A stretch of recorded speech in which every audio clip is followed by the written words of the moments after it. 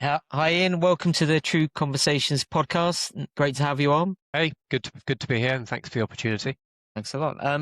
For people that don't know you, Ian, give us a bit of a background of yourself and what you're currently up to these days. Thanks, Tom. Yeah, I'll keep it short. I've had the pleasure of being in sales for many years. Usually I started as a programmer, but my sales career has been, I moved in initially to a company that was relatively small. I was inside sales, had to learn a lot. It was roll your sleeves up, get your hands dirty. And through sheer graft, got promoted to field sales in the first year, and then did lots of different things and different technologies. You end up running teams. And then over the years, I've run channels. I've led channels to market and switched along the way to direct sales, in lots of different technologies over the past 20 years, leading sales teams. And then really my forte, I guess, which we'll probably end up talking about in some way, shape or form today, is smaller startup or scale-up firms. Names, often I talk to people and go, well, you wouldn't have heard the companies I work for, but let me tell you what they did, right? But where we've scaled them up, exited or merged or sold those organizations.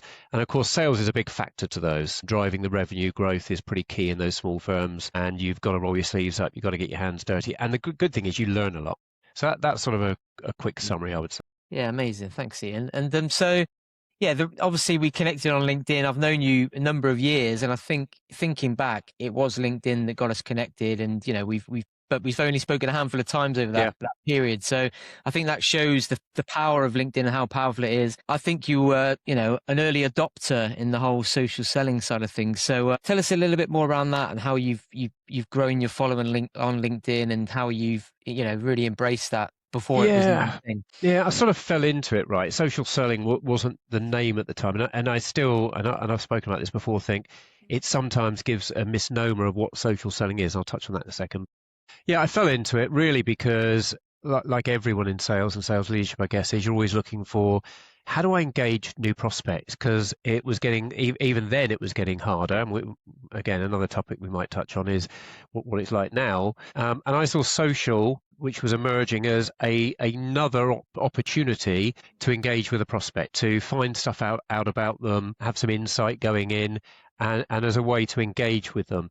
Looking at triggers, what do they post, or who are they connected with is a great one. If you've got shared connections who genuinely know them, to get those referral sales, as Joanne Black famously talks about in her books, and what she and if people are looking at today, I'd recommend there's a couple of good sources that I got to know in those early years. Tim Hughes, who wrote the first, the best-selling book on social selling, and Daniel Disney, who's out there talking and training on it. I sort of blurred in and bumping into them when they were first finding, hey, this is something that people need to know about, and building their knowledge and building their following and go to market on those. But I think still too many people get it wrong and see it as switching email campaign to LinkedIn and spray and hope, and saw social selling as it's just a different platform, but do the same old that we used to do. And that doesn't work. Social selling is not a quick fix that unfortunately I think a lot of people ran to hoping for. So what's the biggest mistake people are making then with that, from your experience? I think just treating it just like they did on email, and just, we all get, let's give the example everyone will resonate with. We all get the LinkedIn connection request, and you think, oh, okay, maybe they seem fair enough to connect to. And then you start your stopwatch. How quickly have you got the message with the sales pitch? Right. Yeah. And it's so you can't just switch what you used to do on email to another platform and just do the same behaviors. It should complement. Phone call, pick up the phone and try and speak to a prospect is still the preferred piece. And we're diverging a bit, but this is quite an important one, I think. So I always say to salespeople, look, think about this. You're trying to build rapport with a prospect. How much rapport do you think you build in an email compared to when you meet them in person? Well, when you meet them in person, it's much better. Yeah. So I always describe a piggy, but if you meet someone in person, have a meeting, shake their hand, have a coffee, and or you meet them at an event, you've put a couple of pound in that of rapport. If you've done a phone call with them or a video call, it might be £1. A phone call might be 50p. An email might be 5p. A LinkedIn might be. You see what I'm getting at is the closer you are to reality, the more you can build rapport. It takes a lot of email conversations to build the same rapport I'll build in meeting with you, Tom, in person and having a chat over a coffee. You feel like you know each other a bit better and you can talk a bit more relaxed, just the way of the world. And yet people deflect often to firstly the electronic way. So LinkedIn, therefore that's now my total prospecting engine. Everything's on there. Needs to be a blend, right? People are different. Some people might respond to a WhatsApp. Some people prefer what's the communication method that's going to work. Don't know. You've got to figure that out. And also then when you start engaging with a prospect, you'll figure out what do they prefer. Some I've had where they jump on WhatsApp and that's what they like. Others want a Slack group. Others want more to jump on calls at times. Yeah. There's different forms out there, and you need to choose the right one and also blend them, the right one for the right job.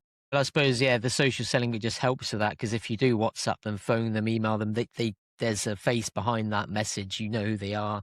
You've seen some of their posts. You might not engage with that post, but you've seen something from them that you can relate to. So it just helps that build that. Engaging with it, you touch on that. Engaging with it is a great way if you're authentic and have reason to engage. Don't go and put comments on there if you know nothing about it. If they post about some subject you absolutely know nothing about, don't be fake. But if it's something you have genuine insight to from you yourself as an individual, your own profile, your own brand, or the business, then you can comment, right? But then don't expect to immediately you're their friend and you're going to sell to them. But you can start to engage with someone by those trigger moments of seeing those things, by using LinkedIn Navigator to put them in there so you see things they post, so it alerts you and all this type of stuff.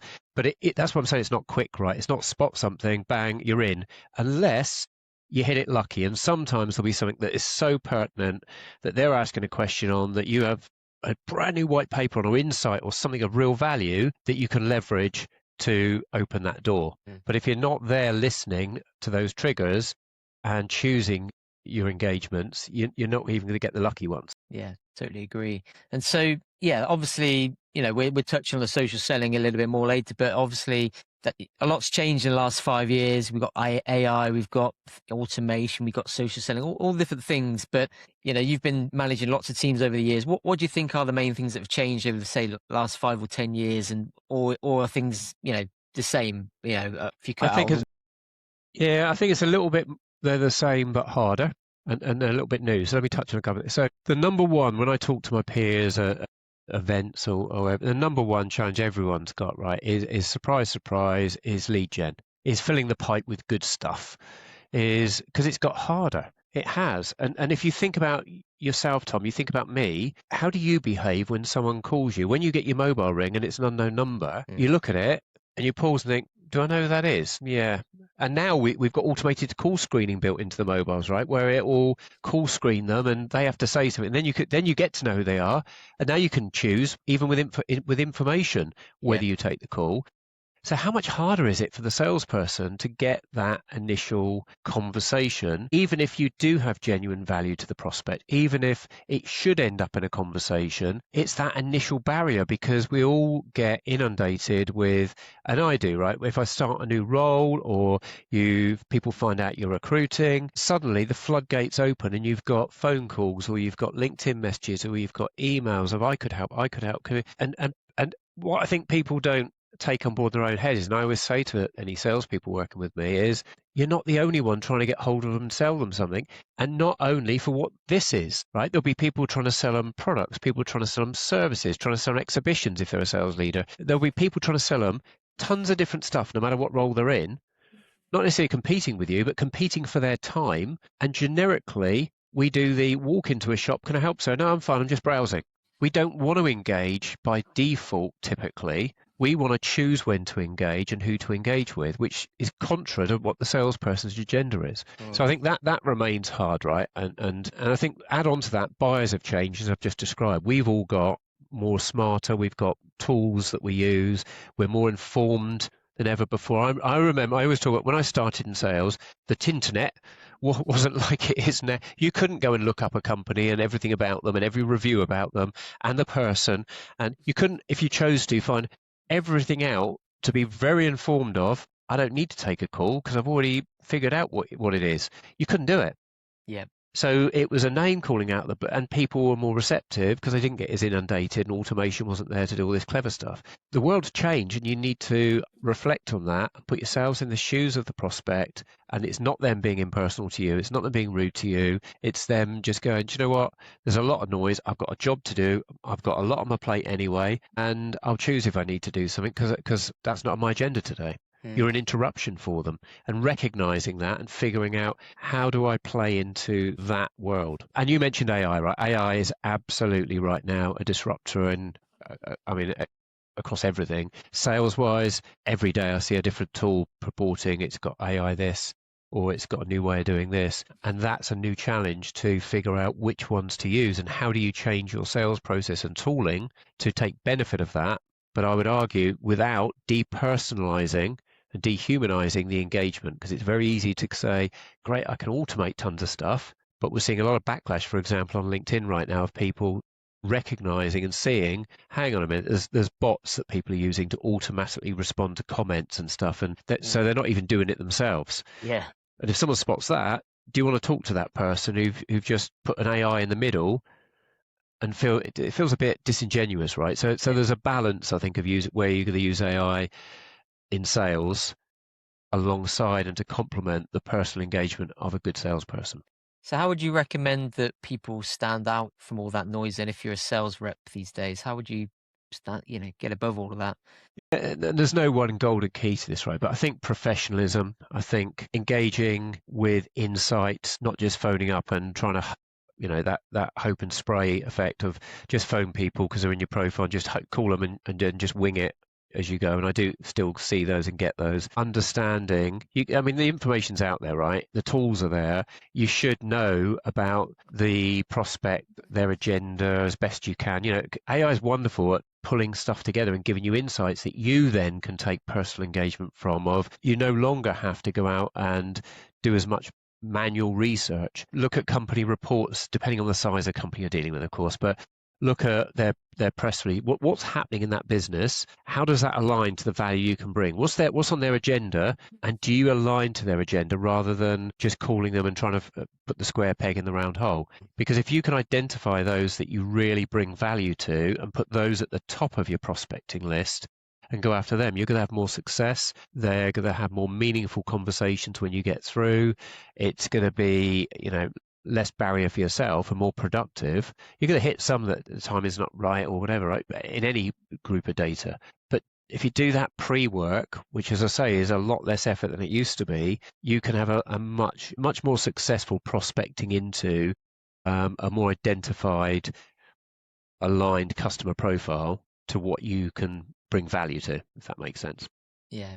And so based on that, and you mentioned earlier, the importance of getting the lead, right? And so if you're looking at your teams that you're managing and the industry in general, I think the stats are that reps are still underperforming. There's still 20% of your reps are doing most of the number. That's always been the way, hasn't it? But what sort of how important is getting the right leads contributing to that in terms of pipeline building? Yeah, I think there's a mix here, right? If you look at, and I see these stats of less than, I think it was the average reps hitting less than 80% of target or something. But there's loads of stats out there. Depending where you pull it from and which industry, there's variances. But in general, what they're saying is across a sales team, the majority of them aren't hitting target.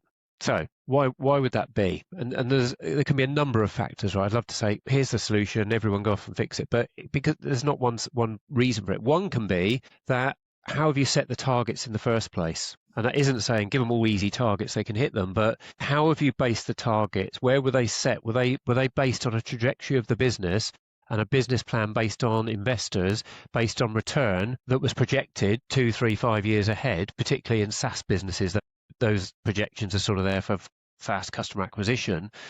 And have you remained aligned to that? Because if you weren't on that trajectory last year, but you've stayed on the targeting, your targets have gone up, well, no surprise then, right? The metrics you're using in the business, don't just lay it on the salesperson every time, but there's accountability to the business as well. If you've given them bigger quotas where it doesn't align with the reality of the world and the numbers you've done previously, have you done anything to support helping them achieve that over and above what was happening before? Because if not, where's the magic fix coming from? And there are lots of change in the world. We know that right now we're living in an interesting time, right, where fuel prices have gone up. That's got a knock-on effect, and that knocks on effect to other companies whose budgets change, for example. Would you be wanting to be selling to a company that is providing, let's pick one out of the air off the top of my head, food to the airline industry right now, when how many flights have just been cancelled? Tens of thousands because of the fuel crisis. Well, guess what? It can't be that. That must have had a knock-on effect to the companies providing the meals. Therefore, their revenues have gone down. Therefore, if you're in the business of selling to one of those right now, I'd say you've got a trouble with that opportunity in your pipe. Not through anything you've done, but the market has changed on them. So it's down that downward supply chain has a knock-on effect to budgets, to spend, to decisions that is outside the control of a salesperson. And if you don't have a wide enough pipe to cover for things like that, or you're in a particular sector that's been hit, that's going to be hard to suddenly hit numbers. Then it goes back to pipeline, Jen. We spoke about, I mean, it's key, right, that you've got a good pipeline. And the pipeline is not just that you've got stuff in the pipeline, how real is it at the stage it's at, and how qualified is it? And that's a whole another subject, which you might come back on in a second. But Yeah. prospects have become more savvy, buying decisions have become more complex, even in mid-sized companies, and customers are using AI, right, and challenging how they buy stuff and doing things smarter. So that the job of a salesperson has become even more valuable, but it's harder. So there's a whole culmination of things can mean in the not hitting target. And, are they getting, have you analysed why that is though? Rather than just hoarding a stick of, well, why aren't you just doing what the top reps are doing? Have you worked on figuring that out? Is it the sector that the reps are selling to, the territory? Is it the size of business they're selling to as a different proposition, and your value isn't resonating where it is for the top reps? Is figuring that out. So that's where, as a sales leader, roll your sleeves up and get down in the dirt and figure out, talk to prospects you've lost, figure out what's the reality of this and what can we do about it. So yeah, based on that, how would you ensure, if you're managing a team, Ian, how would you ensure that you're getting the right quality pipeline? So you mentioned targets and things like that. So I've seen it so many times where you get a new rep, they start building their pipeline, but obviously most of it's noise, right? So the best reps I worked with, they may have not had the most opportunities, but they were the right opportunities. How do you ensure that your team are driving the right type of pipeline? I'm going to say one word, and anyone that's worked for me or around me before will see this coming, is qualification. It is good, robust, constant qualification. And I think there's a misnomer in the sales industry. I've had the pleasure, right, of interviewing a lot of salespeople for jobs. So I've met a lot of people,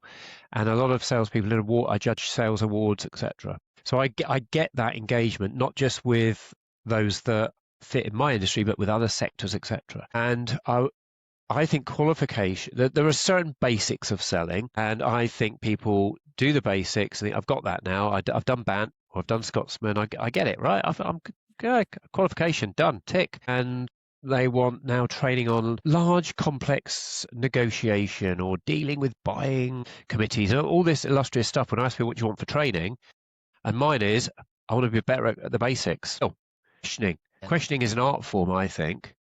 And most salespeople, I think, are average. Therefore, the pipeline that they put in is based on average questioning with the prospect, and they have happy ears and hear what they want. And they haven't asked the harder questions that maybe get answers that they don't want or are challenging. And my view is, you want those answers. I'd rather have the barrier that they can't afford us, and they're nowhere in the. I had a call today where it was, look, let's be frank and talk about commercials, even though you may want to look at pilot, whatever. Where might we end up for this larger construct? Because what I don't want to do is go through all this, and we put all the time and effort in, and we find we're misaligned. So let's have a bit of that conversation now. We don't have to get the cross the T's and dot the I's, but it's going to be an important part of it, right? No matter what order we do this in. And salespeople often, I think, avoid those because you don't want to have the negative answer, or you don't want to, or they don't know how to ask what they consider, what I'd say describe as a hard question. Soft questions are easy, right? How are you today, Tom? And why are you looking at this? It's all those nice, easy to ask questions, as opposed to, Tom, can I ask, this is not, as you can imagine, going to be an easy implementation and project, because it's quite complex what we're looking at. Have you thought about the implementation budget for this, and how you're going to factor that in? And what might that level be? What's your thoughts around what that is? And is that already allocated? Is that a fair question to ask at this point? It's how you phrase the question. And by asking good questions, you're only raising your own credibility. You asked them earlier, how do you differentiate as a salesperson? Yeah. I would rather come out of a meeting. I've had customers, I love it when a customer says this to me. This is my gem where it makes my day. They say, that's a good question. And let me tell you, no one else has asked me that. Yeah.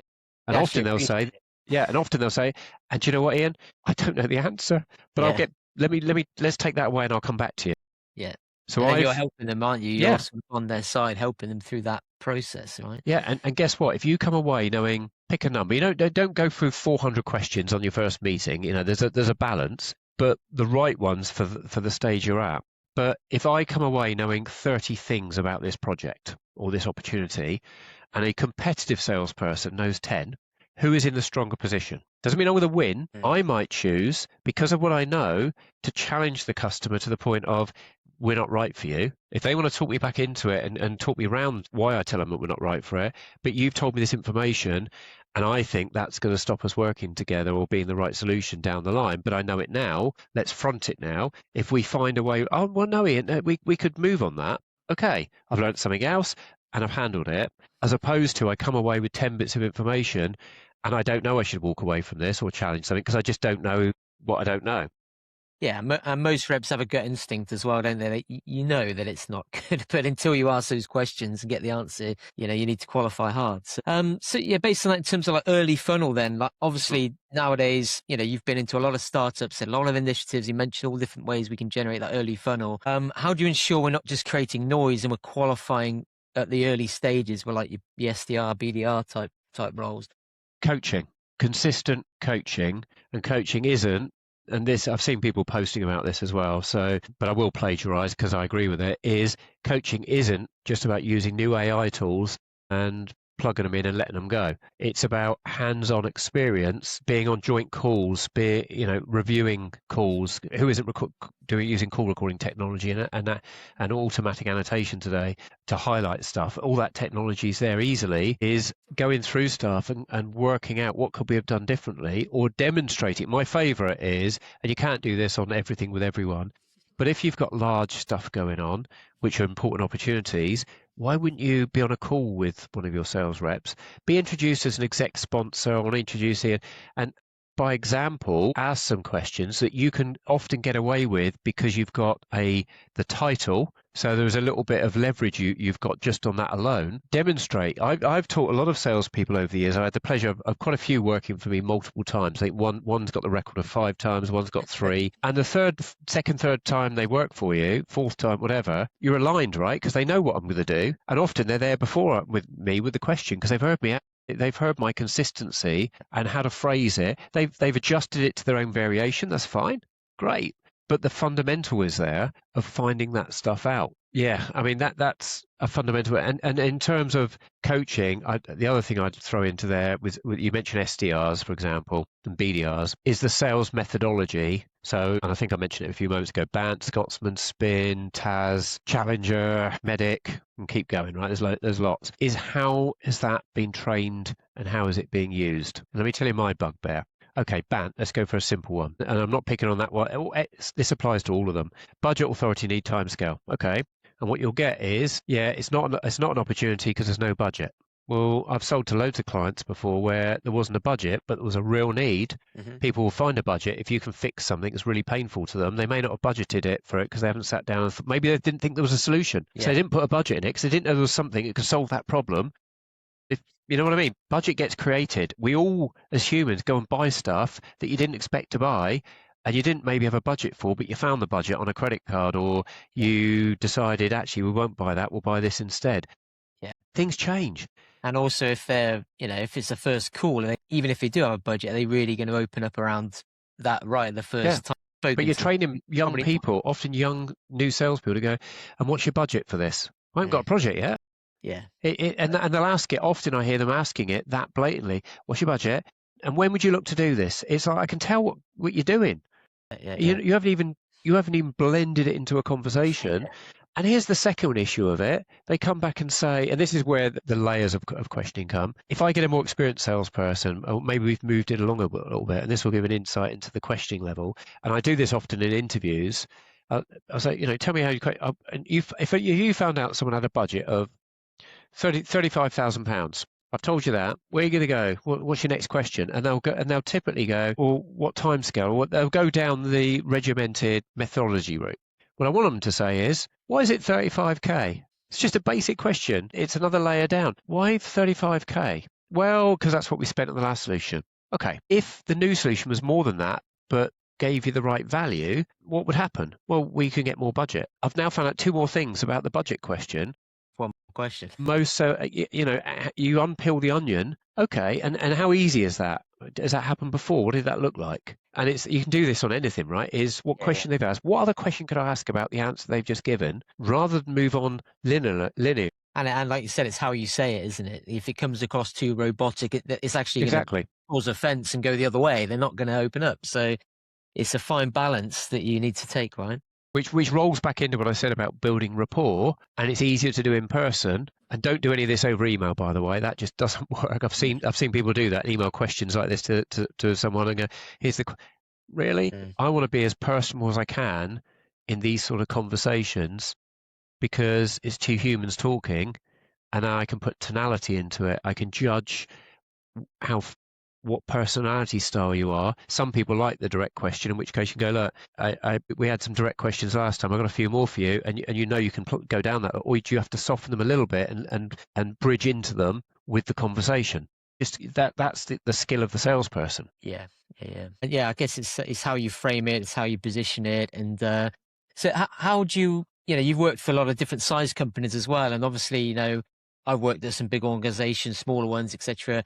What's the difference you find when you're prospecting? Because obviously sometimes you have a big brand behind you, people know who you are. What's the difference when you're selling for like a large organization opposed to more of a scale up startup type business? I think it's leveled a little bit. Depends who your brand is. If you've got if you're Apple, for example, I'm calling from Apple, more people are more likely to resonate and take the call because there's affinity with the brand is so strong, as opposed to I'm calling from XYZ hunky-dory you've never heard of. There's a different inflection on it. When you're calling from the smaller company, you better know you're going to get hold of that prospect, you better know your value proposition and your questions to ask. I think you've got to earn your value quicker because there's no assumed value, there's no assumed brand equity because it's done it. Who are you? And also, I think be realistic and understand they don't know who you are. And take that on board. There's nothing wrong with that. Nothing wrong with that. You're a name that people won't know. There's nothing wrong with saying, have you come across it? No, I haven't. We are a innovative, growing organization, and many haven't heard of us. So I respect that. Let me take 30 seconds if I can to tell you why I think we can bring real value to your business at this specific time. So what we do, but I haven't asked permission, right? Again, a small thing there. I haven't said, is that okay? But why do I need to ask permission? My time's as valuable as yours. You're going to stop me if it's not okay. I'm going to pause slightly. I'm going to be respectful. I'm going to be polite. But it's the tonality, the phrase. I think there's a real science in the conversation. And that's why I say I'm still learning and still tuning it today after all these years. Any salesperson, and young salesperson particularly, thinks, no, I've got questioning, I've got it all baked. I just need to, I think, reflect on yourself. There's nothing wrong with saying I've still got a lot to learn. Yeah, 100%. I learned that very quick. And yeah, be authentic to yourself and like realize where your gaps are, not try and cover that up because it backfires in the end. Right? Yeah. We're all human, right? We've all got faults. We've all got things to learn. And my view is always, even with young salesmen, say, look, I'm going to learn things from you because you've been on a different life journey, a different employment journey, and had different experiences than I've had. I may have had more of them because I've been around doing it longer, but it doesn't mean you haven't had ones that you'll have an idea or an approach that I haven't heard before, and I'll learn from. Yeah, absolutely. So, but based on that, Ian, so you sort of, we're talking around sort of, how we're training up, younger BDRs, etc. With everything we got going on in the world today, all the tools they can use. My view sometimes is that they're a bit overwhelmed by the different tools and data, and they're sort of missing out on that. What's your thought on how BDRs should approach it over the next couple of years in terms of outreach? Like, what sort of things should they be looking at? I totally agree, and I think it's on whether it's sales ops or the sales leaders in businesses, and I've observed that. I've done a number of fractional roles as well along the way, so I've observed where here's another tool for sales, and 2 months later here's another tool for sales, because there's so many of them coming out now, right? You can layer them and layer them and layer them as you describe, and I think reflect on how you do that. It isn't just implementing the technology, it's how does that seamlessly fit into the workflow of a salesperson so they understand how the bits fit together in terms of doing the job? Because that's the number one thing, right? Is enabling them to be more effective at doing what you want them to do, which for a BDR is outbound prospecting and creating new opportunities and leads into your pipe, not fiddling around with tools and now I've got to do this, now I've got to do it. And by the time I did 3 calls today, it isn't about doing 400 calls a day and it's about the right balance of productivity. And productivity is, yes, tool enabled and empowered, but it's also the individual and how they work, i.e., have you led them by technology into the technology trap of 99% of it's all electronic and automated and they're not even trying to talk to anyone, and how they're coached and their skill set. Because a salesperson, for me, the number one should be if you get hold of someone, that's where your skill set plays out. If you can't do that bit, having all the best tools, all the best processes, great. Now you enable that and you do get a conversation with someone, but you're not at the best you could be. We haven't enabled you to be the best you could be at that bit. It's like, analogy, I'm not a sports person, but analogy would be football, I guess, is your team's great, but you're absolutely rubbish at scoring goals. You get down that pitch, great, your passing's fantastic, but you couldn't hit that target for money. What's the point of the first bit? Because you're all failing the training, on the nutrition, all the rest of it goes out the window. Yeah, so you got to think about, it's not just tool sets and how do you blend what is needed to make, in that example you gave, a BDR successful. I think that's the danger, just touching on the social selling bit as well. We obviously help teams around the world with the social selling, and people that actually get it right, like yourself, like build their following every day, share content, engage, make conversations. They generate leads and pipeline from it. But if you're spending too much, as a sales lead, if you spent watching your team spending half their day on LinkedIn, not getting the results, that's going to raise alarm bells, isn't it? And sort of you want to get them on the phone. So I think it's a bit of a fine balance. But obviously, if you get it right, fantastic. But if not, it's a very high risk game to play, So how would you recommend, if you were looking, to implement a social selling program with a team, that you got that balance right so that you're not spending all day doing it? Yeah, so the first thing I guess would be get advice. Use yourselves, and there's books. Understand what it is, because it isn't just turn on a LinkedIn Navigator license and away you go and automate it. It's not just switch from emails, I said earlier, to LinkedIn. There's a lot of nuance to how you do it, and understand what is your objective. And your objective is to get an engagement conversation with a prospect that aligns with the ICP and the persona that you want. It isn't about creating noise and creating lots of conversations with people that don't align. It's not about activity. That's what it's about, is putting something in the pipe that should be there and knowing why it's there. Okay, so this is social selling is a part of your sales process. It is not the whole thing. You've still got outbound call, depending on your market, right? The market, your persona, your customer, your product, all those things, there's variances, absolutely. And if you've got a product that just sells off the page, if people see it, you're just going to go on, whether it's social or wherever your audience is, and that's your route to market. Great, create inbounds. But if you know you need that, you need to create your own pipe. It's got to be a blend of activities, marketing supported, marketing aligned with this, sales activities, proactive, whether it be phone calls, can be email, can be LinkedIn, and the gambit of social selling. But the big one I say to people, I'm sure you'll endorse, is social selling is not a quick fix. It's not a click a button and 5 minutes later the leads are flooding in. Because if it was, everyone would do it. And we'd all have 400 LinkedIn messages in our inbox every day, and therefore we'd never see any of them anyway, and we'd be back to square one. There's more. It's about getting it right, not saying I'm going to do social selling. It's then about how are you aligned for success? Do you understand what that is? Do you understand what the different processes are? within social selling? Do you understand what triggers are? Do you understand, and are you coaching your team to do the right thing and balancing, to your point, the time they're spending on it? Because it's really easy to go, great, I'll spend 8 hours a day of my selling time just on LinkedIn. And how long before you realize you're not getting the results because it isn't quick, because you've switched off every other activity, because it feels easy, right? The hard one is pick up the phone and try and speak to someone. Yeah, it feels easier. It's you're behind the screen. It's quite friendly. It's not, picking up the phone and having those hard conversations. So some people probably hide behind it, don't they? It's easy to do if you choose to. So are there any particular, to get a bit more tactical, any strategies? You've got 50,000 followers now, and you're more than that. So I know a lot of that was built in the early days. Are there any strategies or advice you have for anyone looking to, build their network and, go on this social selling journey? Yeah, I think firstly, it's not about so respectively over a lot, but it's been over years.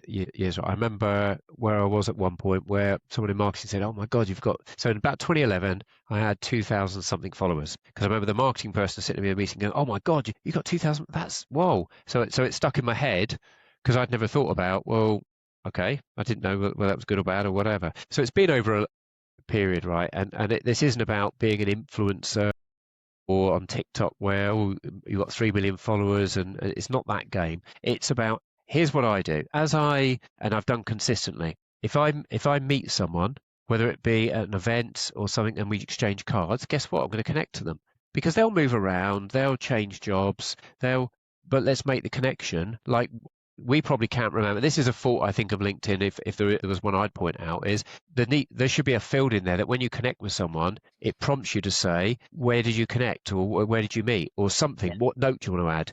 Because the number of times I've had a conversation like with you, Tom, or someone that years later I've seen I'm connected to them, and then I look back to see, well, what year did I connect? Okay, on their profile. Where was I then? Trying to remember, where did we meet? What was that connection? Some you'll know, right, because you had a big engagement with them. Yeah. But there are those passing ones where I don't remember, because there's no where would I have noted that? Mm-hmm. It's an obvious for years. Yeah. But I think you organically think to do it. If you interview people, connect with them. You never know when your paths will cross again. So you then consistently you get into a habit of slowly building the network. And do you know what's interesting for me is I've got lots of connections now that were from back in the day, and now they're in senior positions. I've worked with them, or we did something 10 years ago, and now you look at them and they're an SVP of this, or they're now heading up. An example would be a BDR at a competitor of mine that I did some consultancy work at one point further on when I wasn't a competitor, who I'd met. And he's now running, I think he's general manager of the US for a technology company, and he'd moved from over here, and that popped up. And it's like, oh my God, how you doing? That happens, right? And you'll get things that what you're doing, in my opinion, is pathing your way for success down the line, but with unpredictability, because you don't know where people are going to end up.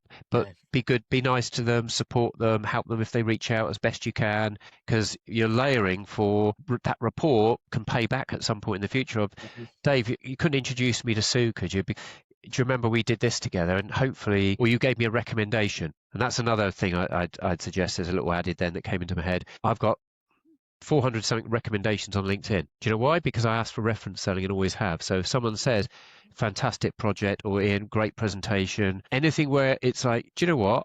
I've got the right now, pop in that on LinkedIn for me, would you? Because they won't do it 5 years later, they'll forget. But you've just said, I did a great presentation at your event, or whatever it was. You wouldn't mind? Yeah, sure, no problem.